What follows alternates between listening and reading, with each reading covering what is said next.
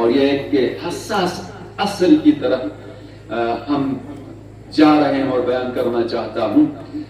ارشاد رب العزت ہوتا ہے کہ وَلَقَدْ كَرَّمْنَا بَنِي آدَمَ وَحَمَلْنَاهُمْ فِي الْبَرِّ وَالْبَحْرِ وَرَزَقْنَاهُمْ مِنَ الطَّيِّبَاتِ وَفَضَّلْنَاهُمْ عَلَى كَثِيرٍ مِّمَّنْ خَلَقْنَا تَفْضِيلًا.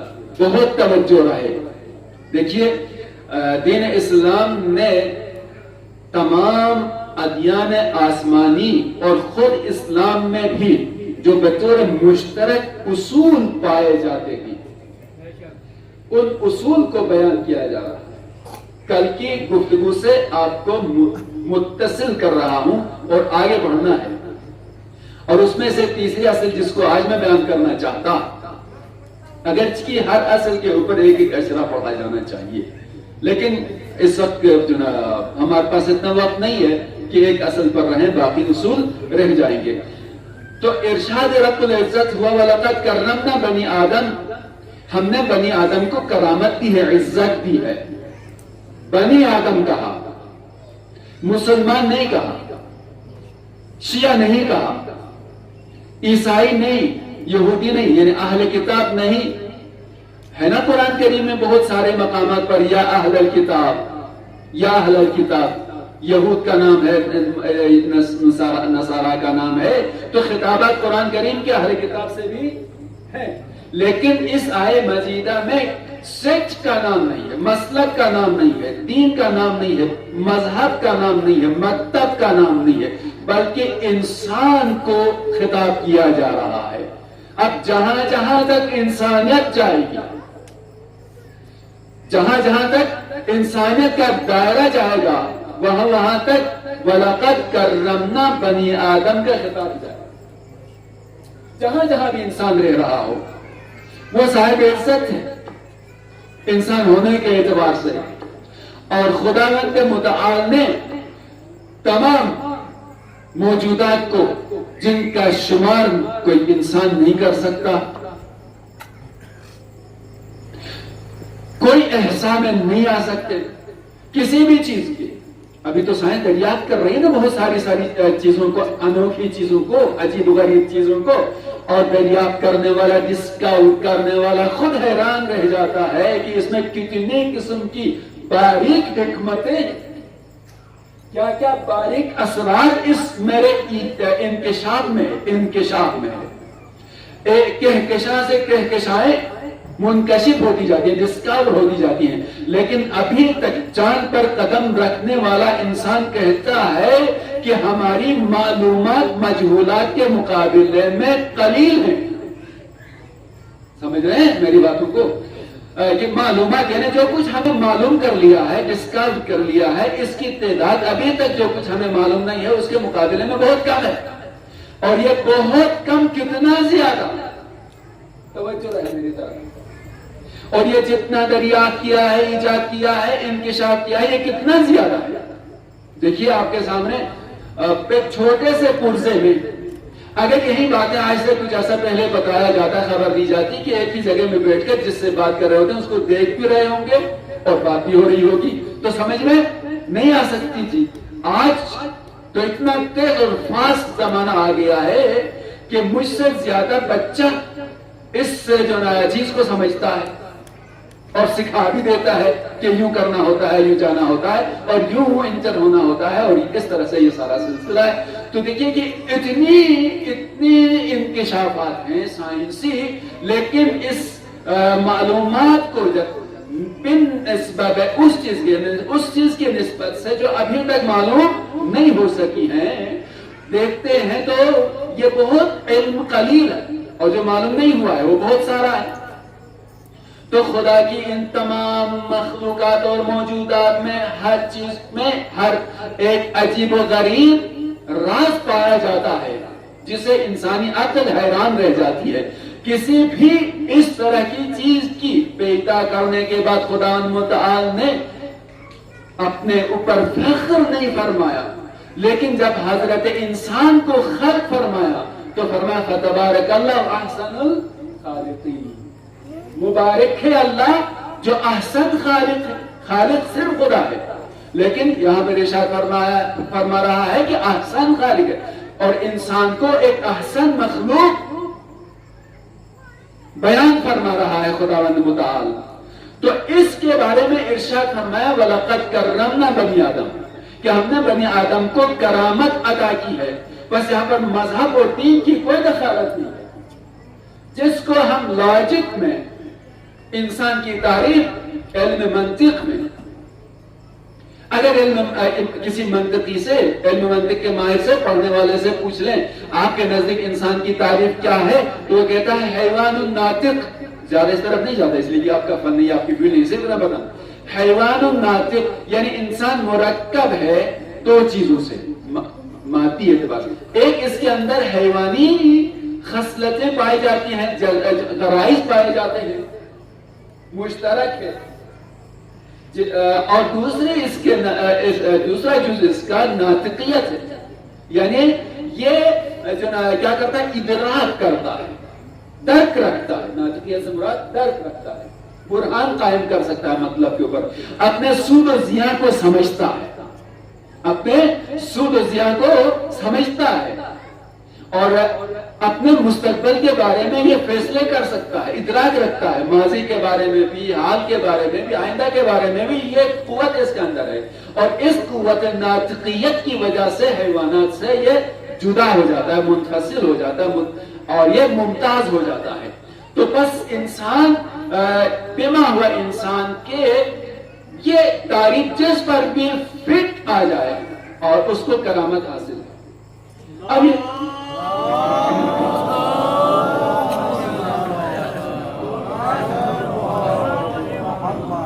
یہ ایک اصل اولی ہے ادیان الہی کا اور دین اسلام کا، ایک اصل اولی ہے کہ انسان مکرم ہے، معزز ہے، اس کے بنیادی حقوق کسی بھی حالت میں چھینے نہیں جا سکتے۔ توجہ رہے میری طرف، انسان کے بنیادی حقوق سلب نہیں کیے جا سکتے۔ کیا ہیں اس کے بنیادی حقوق؟ خوراک، یہ اس کی زندگی کا بنیادی حق ہے۔ لباس بنیادی حق ہے، رہائش بنیادی حق ہے، بس اس کی زندگی کا دار و مدار اس پر ہے۔ اسے غذا چاہیے ہے، اسے رہائش کے لیے مکان چاہیے ہے، اور اسے لباس چاہیے ہے۔ جتنے بھی بنیادی حقوق ہیں وہ حقوق کسی حال میں بھی اس سے سلب نہیں کیے جا سکتے، اسے بے گھر نہیں کیا جا سکتا، اس کی رہائش سے بے دخل نہیں کیا جا سکتا، اس کے لیے آب و دانہ بند نہیں کیا جا سکتا، ہر حال میں اس کو مل جانا چاہیے۔ حتیٰ آپ دیکھیے اگر اس نے کوئی جرم کا ارتکاب کیا ہے، معاشرے کے اندر ہے نا مختلف قسم کے لوگ، کچھ عدل انصاف کے ساتھ زندگی گزارتے ہیں، عدالت پسند ہوتے ہیں، کسی پر ظلم نہیں کرتے، کسی کے حق پر ڈاکہ نہیں ڈالتے، کسی کے حق کو چھینتے نہیں ہیں، غصب نہیں کرتے، اپنی حلال کمائی، اپنا حلال رزق پر اپنی زندگی گزارتے۔ ایسے بھی ہیں تو ویسے بھی ہیں، جو ایسے ویسے جیسے بھی مل جائے، جس کا بھی مال ہو کھا جاتے ہیں۔ تو اب اگر یہ ایسے افراد جو چوری کرتے ہیں، جب مختلف چیزوں میں پکڑے جاتے ہیں، تو آیا یہ پکڑا گیا کسی جرم میں، کوئی احترام نہیں رکھتا، اسی وقت اس کو جو ہے دار پہ لٹکا دو یا گردن اڑا دو، ایسا ہے نہ، ایسا نہیں ہے، بلکہ بنیادی حق اس وقت تک اس کا ختم نہیں ہو سکتا جب تک اس کا جرم ثابت نہ ہو، جب تک اس کا جرم ثابت نہ ہو، اور جرم ثابت بھی ہو جائے جب تک محکمے کی طرف سے سزا جاری نہیں ہو جاتی ہے، نافذ نہیں ہو جاتی ہے، اس وقت تک کوئی اس کو اپنی طرف سے اس کی زندگی کا خاتمہ اور ختم نہیں کر سکتا۔ وجہ ہے میری طرف دیکھیے اسلام کیا جناب، میں عرض کر رہا تھا اسلامی کا آفاقی یونیورسل ریلیجن ہے، اس کی تعلیمات آفاقی ہیں اور مشترک ہے یہ چیز۔ تو اس اعتبار سے کرمنا بنی آدم، ایسی کرامت دی ہے کہ جو کسی وقت بھی اس سے سلب نہیں کیے جا سکتے۔ یہ جب اور یہ ایسا حق ہے کہ خود بھی اس حق کو ضائع نہیں کر سکتا. اپنے حیات کے حق کے حیات، زندہ رہنے کا جو حق حاصل ہے، توجہ ہے آپ کی، زندہ رہنے کا حق ہر انسان کو بنیادی طور پر حاصل ہے. کسی کو یہ حق حاصل نہیں ہے کسی کی زندگی کو ختم کرے. حتی خود اس انسان کو بھی حق حاصل نہیں ہے کہ اپنی حیات کو ختم کرے. لہذا اگر کوئی آدمی مختلف وجوہات کی بنا پر، معیشت کی وجہ سے تنگ آ رہا، روزگار کی وجہ سے تنگ آ رہا، جو بھی سبب ہو جائے، اگر وہ یہ فیصلہ کرتا ہے کہ میں اپنے آپ کو ختم کروں، جس کو کیا کہتے ہیں خودکشی کہتے ہیں، کروں، تو اسے خدا متعال معاف نہیں کرتا، اس لیے کہ خدا نے یہ حق اسے نہیں دیا ہے. تو دیکھیے کہ یہ بنیادی حق ایسا ہے، اس کی تفصیل میں نہیں جاتا. کچھ حقوق ایسے ہیں جو دوسرے کی طرف منتقل ہو سکتے ہیں، کچھ حقوق ایسے ہیں کہ جو دوسرے کی طرف منتقل نہیں ہو سکتے. تو یہ وہ حق ہے کہ جسے خود آدمی بھی ختم نہیں کر سکتا. تو بنیادی اصول اس اسلام کے ایسے آفاقی ہے کہ جو عقل کے ساتھ سازگار ہیں، اور عقل بھی ان چیزوں کی تائید کرتی ہے. اسی لیے ہم شروع سے کہتے ہیں کہ اسلام دین فطرت ہے. درود بھیجے محمد وعلی محمد کی ذات پر.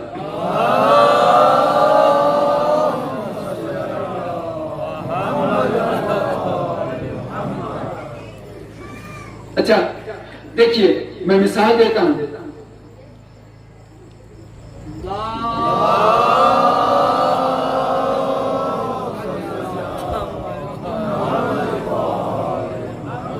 مولا متقیان کی سیرت سے فقط اشارہ کروں گا. ملجم نے، ملعون نے مولا پر ظلم کا وار کیا، اور امام علیہ السلام کا فرق کے مبارک سر مبارک زہر سے بھجی ہوئی تلوار سے زخمی ہو گیا. لیکن مولا نے اپنے قاتل کو جو گرفتار ہو گیا تھا، کیا فرمایا حسن مجتبیٰ علیہ السلام سے؟ کہا حسن بیٹا، یہ تمہارا قیدی ہے، یہ تمہارا قیدی ہے، اس کے حقوق سلب نہیں ہو سکتے. واجب الاطاعہ امام پر حملہ کیا ہے اور قاتل ہے، لیکن اس کے باوجود بھی علی انسانیت کو درس دے رہے ہیں. حسن، یہ تمہارا قیدی ہے، اس کو برابر کھانا پہنچا دینا، اس کا پانی قطع نہیں کرنا، اس کا کھانا قطع نہیں کرنا. باقاعدہ سے اس کا کھانا اس کو ملتا رہا ہے، اس کو پانی ملتا رہا ہے، یہ سلب نہیں ہوگا. اس کا بنیادی حق. اگر میں بچ گیا تو میں خود دیکھوں گا کہ اس کے ساتھ کیا برتاؤ کروں. لیکن اگر میں جانور نہ ہو سکا تو اس نے ایک ضرب لگائی ہے، بیٹا حسن تم بھی ایک ضرب لگانا. یہ دیکھیے، یہ ہے عدل، یہ ہے عدل علی کہ اس نے ایک ضرب لگائی، ایک ہی ضرب لگانا، بچ جائے نہ بچ جائے، دو ضربیں اس نے مجھ پر نہیں لگائی. لہذا حسن بیٹا تم بھی دو ضرب اس پر نہیں لگانا، ایک ضرب لگانا. تو دیکھیے کہ یہ بات کی بات ہے، لیکن مولا کیا فرما رہے ہیں؟ درس دے رہے ہیں. مجرم ہے، قاتل ہے، لیکن کہتے ہیں کہ جب تک سزا کو نہیں پہنچتا اس کے یہ بنیادی حقوق اس کو برابر ملتے رہیں گے. تو وَلَقَدْ كَرَّمْنَا بَنِي آدم وَحَمَلْنَاهُمْ فِي الْبَرِّ وَالْبَحْرِ. بنی آدم کو کرامت عطا کی ہے. لہذا انسان جب تک اپنے اس حق کو خود ضائع نہیں کرتا، کوئی بھی انسان اس کے اس حق کو چھین نہیں سکتا ہے. کوئی بھی انسان اس کے اس حق کو سلب نہیں کر سکتا، بلکہ اس کو یہ برابر ملتا رہے گا. وَحَمَلْنَاهُمْ فِي الْبَرِّ وَالْبَحْرِ. آیت کو تکمیل کروں، جیسے کہ میرا مطلب صرف یہی جملہ تھا. وَحَمَلْنَاهُمْ فِي الْبَرِّ وَالْبَحْرِ. ہم نے انسان کو خشکی اور سمندری راستوں میں اٹھایا، سمندری راستوں میں اٹھایا ہے، ہم نے اٹھایا انسان کو. اللہ آकर اٹھاتا نہیں ہے، لیکن اگر اللہ عقل نہ دیتا، اللہ کشتی بنانے کے لیے وہ ابتدائی لحاظ سے وہ اسباب اور وہ کیلیں جو کشتی کے تختے پر لگاتے ہیں وہ لکڑی نہ دیتا تو کیا انسان کشتی بنا سکتا تھا؟ کیا سفر کر سکتا تھا؟ اگر خداوند متعال ستاروں کو مختلف لحاظ سے راستے کا معین کرنے کا ذریعہ نہ بنایا ہوتا تو کیا انسان ایک منزل سے دوسری منزل تک پہنچ سکتا تھا؟ دیکھیں بنیادی ابتدائی طور پر یہی چیزیں تھی نا جن کے ذریعے سے ہدایت حاصل کرتا تھا ستاروں کے ذریعے سے اور منزل تک پہنچتا تھا. اب آپ کے پاس سائنسی آلات کی وجہ سے ستاروں سے ہدایت لینے کی راستہ لینے کی ضرورت نہیں پڑتی، تو الگ مسئلہ ہے، لیکن بنیادی طور پر تو یہ چیزیں ہیں نا. ظاہر ہے کہ عقل انسانی ترقی کرتی ہے. تو ارشاد فرمایا کہ یہ سب چیزیں ہم نے دی ہیں، تو ہم نے تمہیں سمندر اور خشکی کے راستے کے راہی بنا دیا. اگر ہم یہ ہدایت اور یہ عقل اور یہ شعور ہم تمہیں نہ دیتے، یہ وسائل فراہم نہ کرتے، تو تم میں کہاں سے یہ گنجائش آ جاتی، تم میں کہاں سے یہ صلاحیت آ جاتی کہ تم سمندر کے سینے کو چیر کر ایک جگہ سے دوسری جگہ جاتے ہو، ایک خطے سے دوسرے خطے میں جاتے ہو، ایک بر اعظم سے دوسرے بر اعظم میں جاتے ہو. یہ تو ہم نے کیا ہے.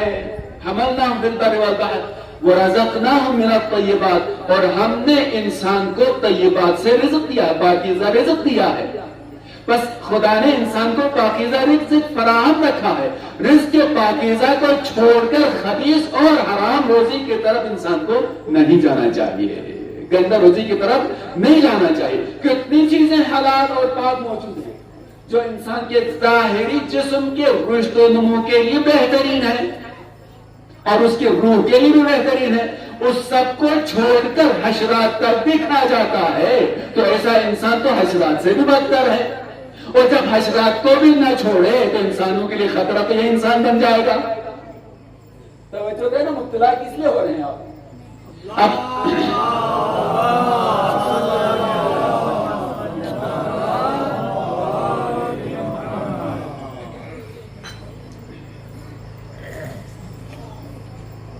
اس درود کو انشاءاللہ خدا متعال نے قبول فرمایا ہوگا، پیغمبر اکرم صلی اللہ علیہ وآلہ وسلم بھی قبول نہ فرمائیں گے، لیکن بلند آواز سے درود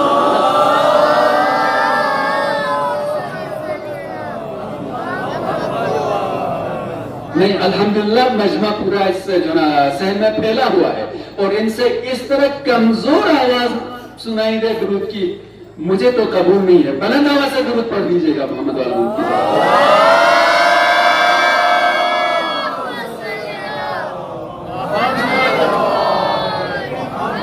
وہ فرشتہ جو درود کے بارے میں کہتا ہے کہ سب ثواب کو لکھ سکتا ہوں لیکن صلوات کے ثواب کو لکھ نہیں سکتا، عاجز ہے، وہ تمہاری اس عاجز درود کو دیکھ کر کہے گا کہ یہ تو مجھ سے زیادہ عاجز ہے.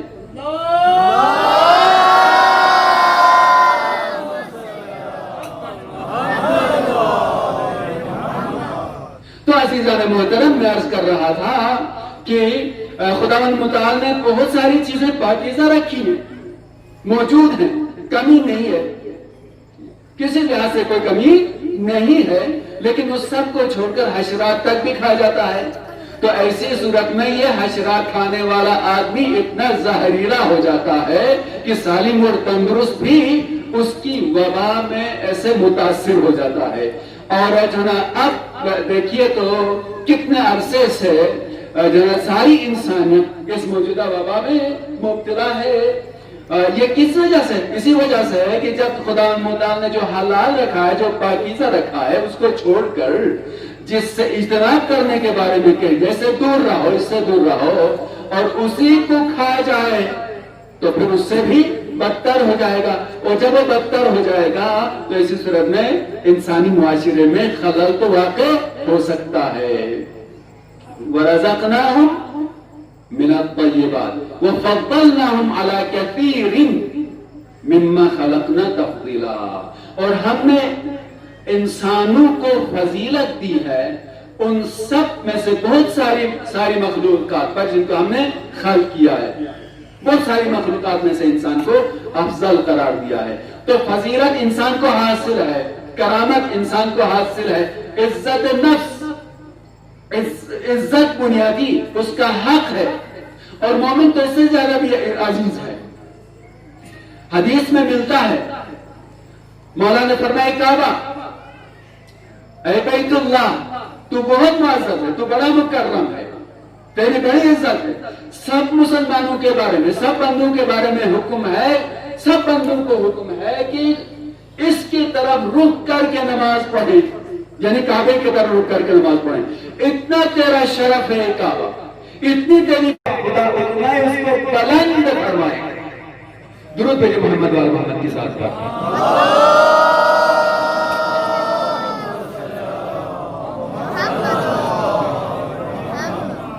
تو ہم نے انسان کو بہت ساری مخلوقات پر فضیلت دی ہے. فضلناہم علی کثیر ممن خلقنا تفضیلا. یہ ہے کس اعتبار سے؟ آیت کے شروع سے لے کر آیت کے اختتام تک کہیں پر بھی مسلمان کا عنوان نہیں ہے، کہیں پر بھی مومن کا عنوان نہیں ہے. بنی آدم سے آیت کا آغاز ہوا اور اسے پر جا کر ان کی ضمیروں کے ساتھ، پروناؤنس کے ساتھ آیت ختم ہو رہی ہے. تو بس یہ فضیلت جو مل رہی ہے، یہ کرامت جو مل رہی ہے، یہ کس اعتبار سے مل رہی ہے؟ یہ اس اعتبار سے مل رہی ہے انسان بیما ہوا انسان کے، یعنی انسان ہونے کی حیثیت سے اتنی کرامت رکھتا ہے، اتنی عزت رکھتا ہے. اور یہی کرامت انسانی کو باقی رکھنے کے لیے اسلام آیا ہے، اور اسی کے لیے انبیاء نے دعوت دی ہے، اسی کی جانب انسانوں کو بلایا ہے، اسی کی جانب ائمہ معصومین علیہ السلام نے تعلیمات دی ہیں اور ہدایت دی ہے. درود بھیجے محمد وال محمد کی ذات پر.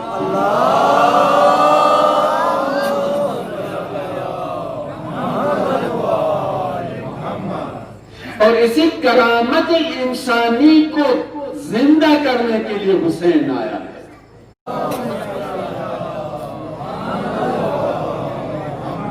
دوستو آج میرا تھوڑا سا خطاب کا مزاج بنا ہے، البتہ میرا انداز ہمیشہ اسی طرح کا. انشاءاللہ میں امید کرتا ہوں کہ آپ غور سے سن رہے ہیں، اور آپ کا صلوات پڑھنا اور بیچ میں نعرہ لگانا اس بات کی گواہی دے رہا ہے کہ گفتگو آپ تک ٹھیک سے پہنچ رہی ہے.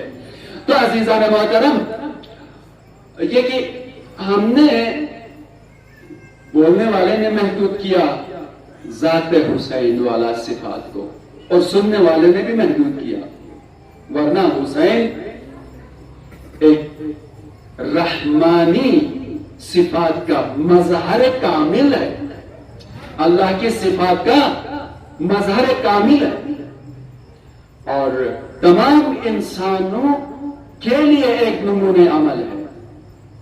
اور بس اتنا کہ انسان کو بیدار ہونا، جب اس کے اندر انسانیت آ جائے گی تو خود بخود حسین حسین کرنے لگے گا. ہر قوم پکارے گی ہمارے ہیں حسین. تو صرف حسین آپ کا نہیں ہے، صرف حسین جو عزاخانے میں جمع ہو رہے ہیں ان کا نہیں ہے، اور یہ عزاخانہ بھی ہمارا نہیں، یہ حسین کا ہے. میں مختلف مجالس میں شریک ہوتے ہیں، مختلف مکاتب سے تعلق رکھنے والے، تو میں ان کو یہی پیغام دیتا ہوں، یہ ہمارا تھوڑی ہے، ہم آپ کے میزبان ہیں، یہ گھر حسین کا ہے.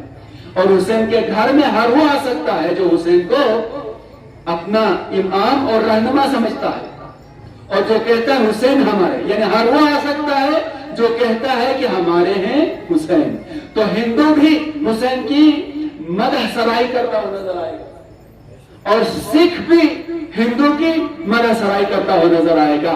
یعنی آپ دیکھیے کہ مختلف عیسائی بھی جا کر دیکھیے تو ان میں بھی مفکرین نظر آتے ہیں، متفکرین نظر آتے ہیں جو ذات حسین کو ایک بڑا مقام و مرتبہ دے کر یاد کر رہے ہوتے ہیں.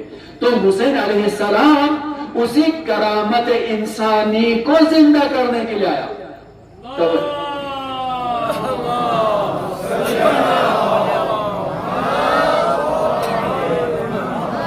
اسی حریت انسانی کو زندہ کرنے کے لیے آیا، اسی وقار انسانی کو زندہ کرنے کے لیے آیا، انہی اقدار انسانی کو زندہ کرنے کے لیے آیا، اور انہی اخلاقی قدروں کو جو تمام انسانوں کے اندر مشترک تھی اسے زندہ کرنے آیا. تو اس کا مطلب یہ ہے کہ جو تخت شام سے آواز اٹھ رہی تھی، صرف اسلام کے خلاف نہیں تھی بلکہ انسانیت کے خلاف تھی، اور حسین چاہ رہا تھا انسانیت زندہ ہو جائے. لہذا جو بھی امام حسین علیہ السلام کے اس قیام کا مطالعہ کرتا ہے وہ یہی کہتا ہے کہ حسین صرف تمہارے تھوڑی ہیں، ہمارے بھی ہیں، ہمارے بھی ہیں حسین. اگر موقع ملا تو انشاءاللہ شاعروں کا جو ہندو اور سکھ شاعر ہیں ان کا کلام بھی تھوڑا بہت عرض کرنا. البتہ میں زیادہ اشعار کا حامی نہیں ہوتا ہوں ممبر سے شعر پڑھنے کا، گرچہ کہ آپ کے لیے بڑا ایک اچھا موضوع ہوتا، محسوس ہوتے ہیں شعر سے، لیکن میرا مزاج اس طرح کا نہیں ہے، میں آیات اور احادیث سے زیادہ استفادہ کرتا ہوں. تو حسین کا قیام انسانی وقار کو، عزت انسانی کو، کرامت انسانی کو، حریت انسانی کو زندہ کرنے کے لیے آیا. ایک جملہ ہے میرے مولا کا، اے آل ابو سفیان، اگر تم دین نہیں رکھتے ہو، اِلَّمْ يَكُنْ لَكُمْ دِينٌ فَكُونُوا فِي دُنْيَاكُمْ أَحْرَارًا، کہ اگر تم کسی دین کے قائل نہیں ہو تو کم سے کم دنیا میں ایک آزاد منش انسان کی طرح تو رہو، ایک آزاد انسان کی طرح، ایک حریت کی پاسداری کرنے والے انسان کی طرح تو بنو. تو گویا یہ جو تخت شام سے آواز اٹھی ہے ان میں انسانیت ہی ختم ہو چکی تھی، اور اس انسانیت کو زندہ کرنے کے لیے، اسلام کو زندہ کرنے کے لیے حسین کربلا میں آئے. آج محرم کی 6 تاریخ ہے، شب ششم ہے، اور جیسے جیسے تاریخیں اور دن گزرتے ہیں دل عزادار کا نازک ہوتا جاتا ہے، کیونکہ جیسے جیسے قریب ہوتا ہے عاشق کی طرف اسے وہ منظر یاد آتا ہے. چند جملے مصائب کے عرض کروں گا، رب دیتا ہوں آپ کو روانہ کرنے کے لیے کربلا کی جانب. میرے مولا نے راستہ روکنے والے لشکر کو پانی پلایا،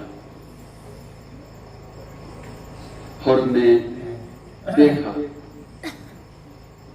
زہرا کا لال میرے پورے لشکر کو اور جانوروں کو بھی پانی پلا رہا ہے. تو کیا اس کے زندگی میں اندر کوئی انقلاب نہیں آیا تھا؟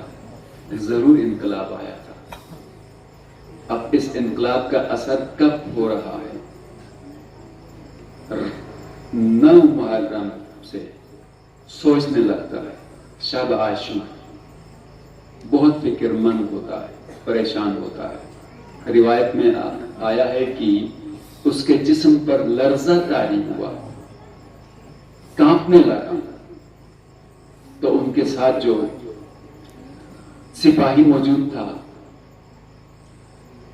ابن سعد کا، اس نے کہا ہوش، میں کیا دیکھ رہا ہوں کہ تم کانپ رہے ہو؟ ہمیں تو تم پر بڑا افتخار ہے، اور تم تو 1000 کا مقابلہ کرنے والے پہلوان ہو، اور تم اتنے ڈر رہے ہو، اتنے ڈر رہے ہو. یہ سنا ہے زیادہ رسولوں کے جملہ. اور نے کیا کہا؟ اور نے اس سے کہا ذرا کان لگا کے سنو، تمہیں کیا یہ آوازیں نہیں آتی؟ الاتش الاتش الاتش. سر جھکایا، یہ آوازیں مجھے پریشان کر دیتی ہیں. ہاں جزاکم ربکم. ازادارو، مصائب کا جملہ تو میں نے کہہ دیا. الاتش الاتش کی جو آوازیں آ رہی ہیں نا، یہ مجھے پریشان کر رہی ہیں. اور ہر کے اندر ایک انقلاب اور ایک موج تلاطم پیدا ہوا.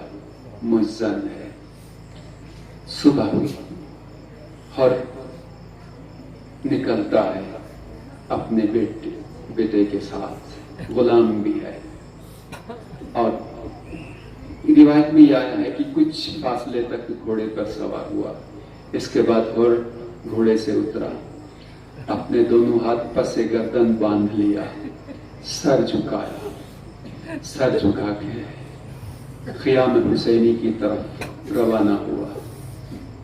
चलता रहा, चलता रहा। मेरे मौला ने दूर से देखा, अब्बास से कहा, अली अकबर से कहा, अब्बास, अली अकबर आओ, मेरा एक मेहमान आ रहा है, उसका इस्तकबाल करने के लिए। हुसैन खैमे से चंद कदम चले और झुकता हुआ आता है, हाथ अपनी गर्दन के पीछे बांधे। जज़ाकुमुल्लाह। आगे बढ़ता है, आगे बढ़ता है, झुकता हुआ ज़हरा के लाल के कदमों पर गिरा। और जब ये चल रहा था ना, तो आसमान की तरफ कभी अपना चेहरा उठाकर कहता है, परवरदिगार, मैं बहुत बड़ा गुनाहगार हूँ, मैंने आलम मोहम्मद को मैंने मजबूर किया कि इस दश्त बला में आकर मसाइब में मुब्तला हो गए। अगर मैं हुसैन का रास्ता न रोकता तो ये आवाजें भी न आती, बच्चे प्यास से वाह अल्लाह तश न कहते, खुदाया क्या मेरी तौबा तू कबूल करेगा। ये कहता हुआ आगे बढ़ता है, जैसे मेरे मौला के करीब पहुंचा, कदमों में गिरा, एक जुमला कहा जाता रो, कहा या अब्दुल्लाह हल तौबतुन आता, क्या मुझ गुनाहगार की तौबा के कबूल हो सकती है?